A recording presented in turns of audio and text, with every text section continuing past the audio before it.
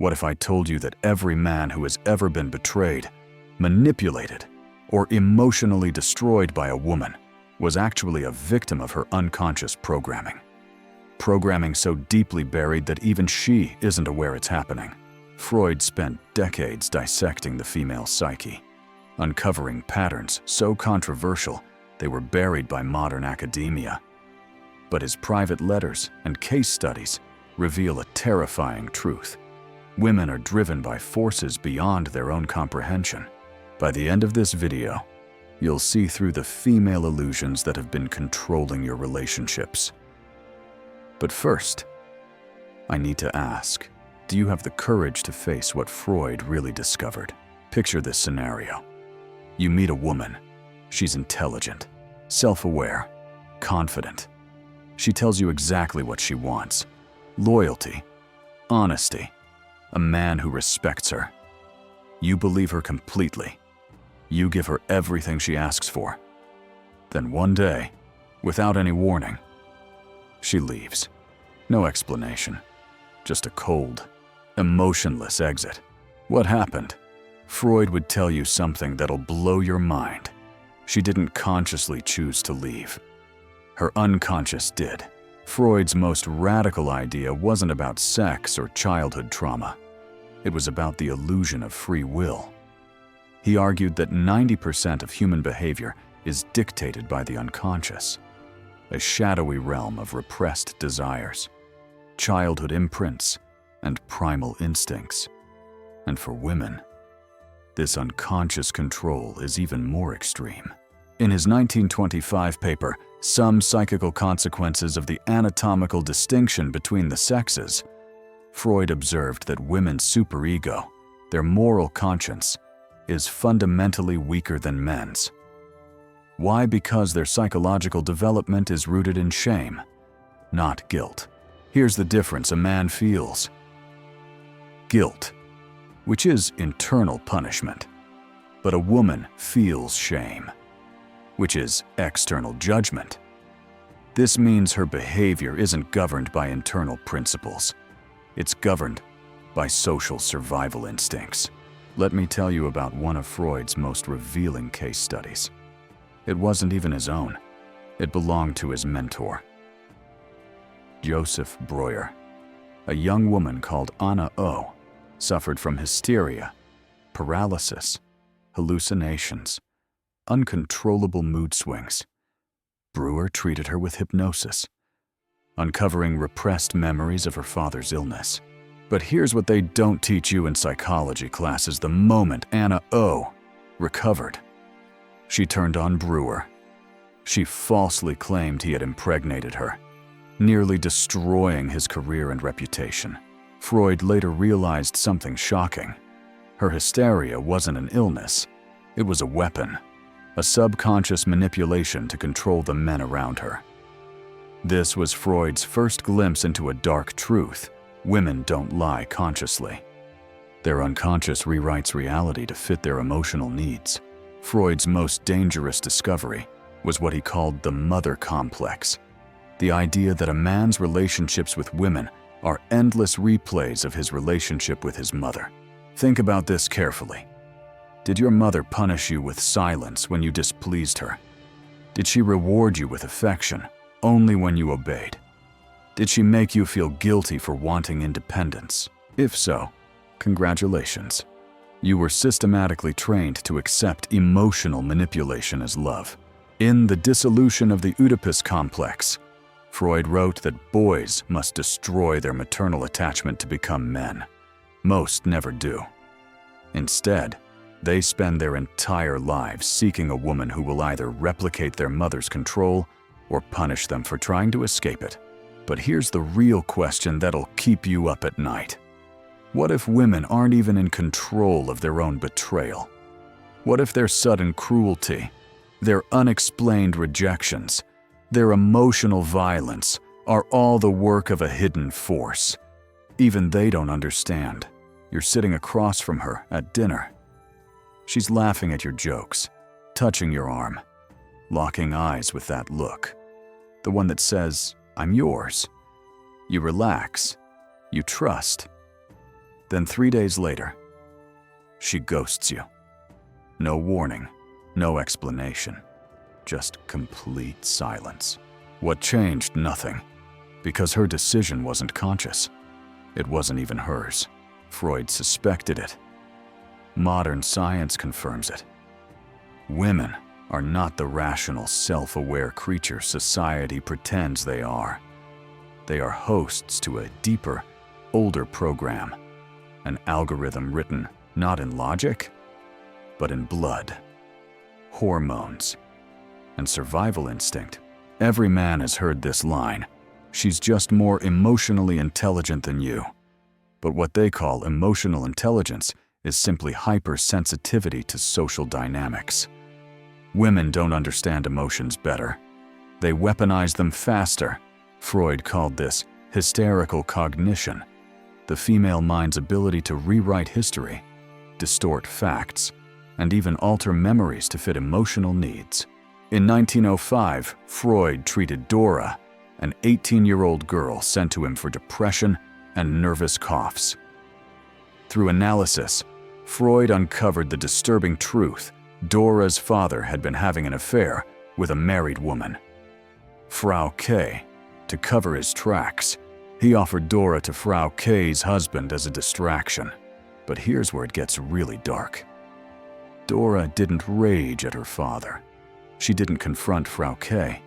Instead, her unconscious redirected her fury onto Freud himself. She abruptly quit therapy, accusing him of misunderstanding her. Years later, she returned, not for help, but to mock Freud's methods. The lesson: a woman's pain never strikes where it should. It ricochets. If she can't punish the real offender, her unconscious will select a substitute. And it's usually the closest man. Modern studies confirm what Freud only guessed: a woman's personality literally changes with her menstrual cycle.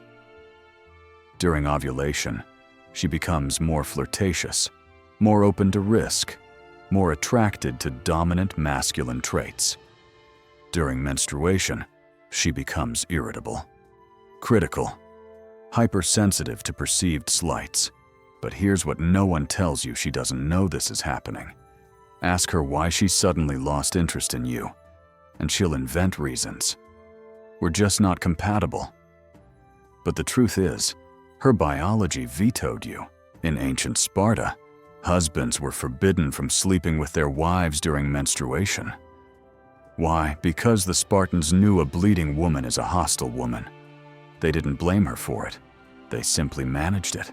Freud's most brutal insight cuts to the core of every relationship. A woman's love is never unconditional. Even the best mother subconsciously resents her son for one simple reason: he will leave her. This is the primary trauma of the female psyche, the knowledge that all love is temporary. So from childhood, girls are taught one survival strategy: extract maximum resources while maintaining deniability. The wife who suddenly falls out of love after 10 years of marriage. She didn't change. She secured what she needed: children, stability. And now her unconscious is pushing her toward novelty. The girlfriend who tests you with petty arguments. She's not crazy. She's stress testing your ability to lead. Fail, and her biology flags you as weak. In Civilization and Its Discontents, Freud wrote that women are the enemies of civilization because their loyalty is not to principles, but to survival. A man builds. A woman consumes. Every man recognizes this pattern, even if he can't name it. Phase 1. The idealization phase. You're perfect. She mirrors your interests, laughs at your jokes, makes you feel chosen. Phase 2. The testing phase. She picks fights, withdraws affection, gauges your reaction. Phase 3. The discard phase. Coldness. Silence. You're too good for me. This isn't random behavior. It's pure instinct.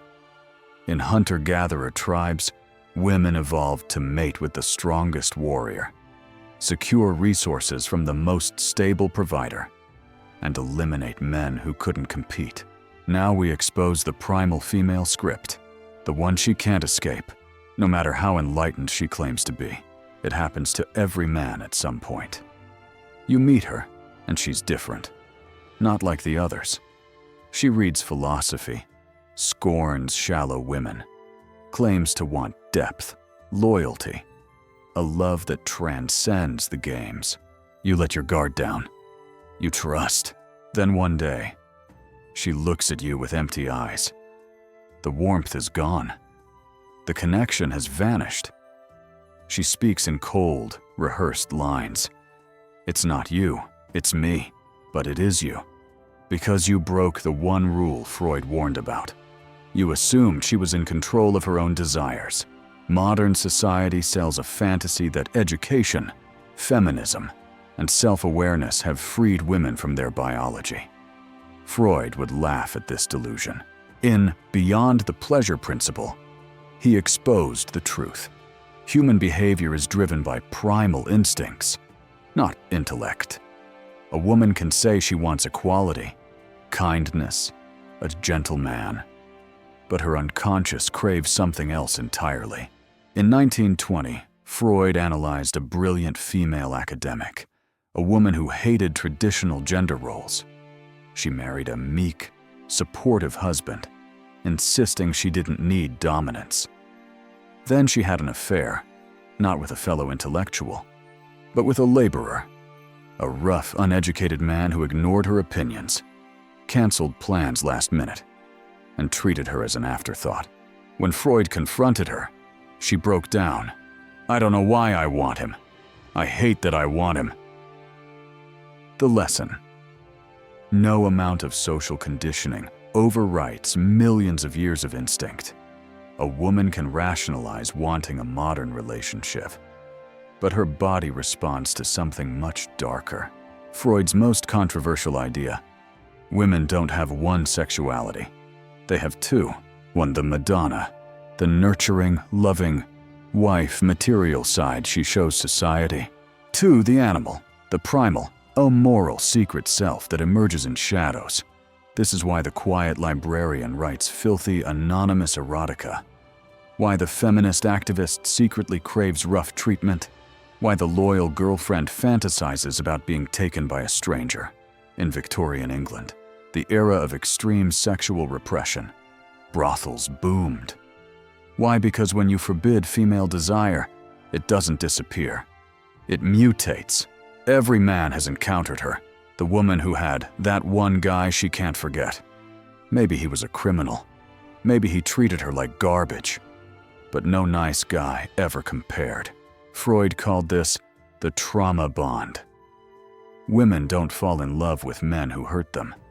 They become addicted to the chemical roller coaster of uncertainty, pain, and intermittent reward. Picture this: a 32-year-old lawyer dates a felon. He cheats. He lies. He leaves her crying on her bathroom floor. Then she meets you. Stable, successful, kind. She tries to love you, but her body rejects it. I just don't feel a spark. Why? Because calm doesn't trigger dopamine. Safety doesn't flood her brain with cortisol and oxytocin. Her addiction wasn't to him, it was to the chaos. Freud never used the term dark triad, but he described it perfectly. Women are drawn to men who exhibit 1. Narcissism, unshakable self-belief, even if delusional. 2. Machiavellianism, a willingness to manipulate. 3. Psychopathy, emotional detachment. This isn't a flaw in female nature. It's a feature. In prehistoric times, the narcissist led the tribe. The Machiavellian outsmarted rivals. The psychopath killed threats. Women who resisted these men, their genes died out. Studies show women rate dark triad men as more attractive for short-term relationships. Even women who claim to hate these traits respond to them physiologically. But here's the question. No one dares ask. What if women hate this part of themselves? What if their sudden cruelty, their unexplained rejections, their emotional violence are all desperate attempts to fight their own biology? There is a moment every man remembers. The moment he realizes the woman he loves is two people. One is the woman he knows warm, kind, human. The other is something else, something older. You've seen flashes of it. The coldness in her eyes when you disappoint her. The way her voice sharpens into a blade when she knows she's hurt you. The ease with which she replaces you, as if you never mattered at all. Freud called this the uncanny, the terror of seeing something familiar become alien. But what he didn't say publicly is this: women are at war with themselves, and men are the casualties. Every woman is taught two contradictory lies from birth. One, you are equal to men. Two, but you are also better than men, kinder, nobler, more evolved. This is psychologically catastrophic, because when she feels her primal instincts, when she's drawn to a man who treats her poorly, when she enjoys manipulation, when she relishes the power of rejection, she hates herself for it. In the 1930s, Freud's disciple, Helene Deutsch, studied a radical feminist, a woman who wrote essays condemning male oppression. Then she married not a fellow activist, but a domineering, controlling husband who forbade her from publishing. And here's the twist: she was happier.